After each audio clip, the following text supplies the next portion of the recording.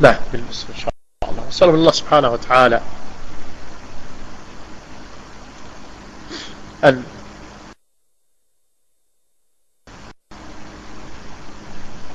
يوفق الشعب المصري لما يحب ويرضى، ونسأل من الله سبحانه وتعالى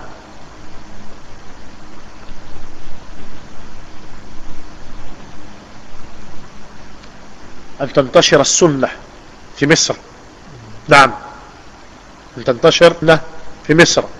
وأيضا نسأل من الله سبحانه وتعالى أن تعود مصر كما كانت. نعم، بعيد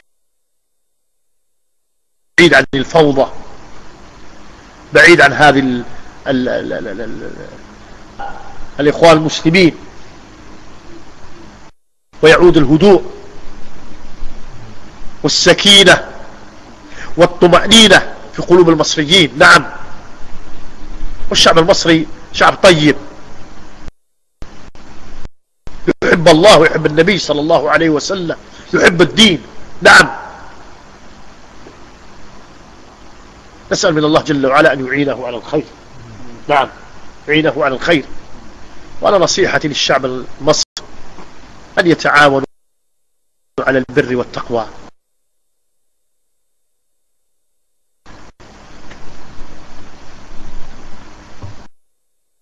وأن يبتعدوا على هؤلاء أو عن هؤلاء.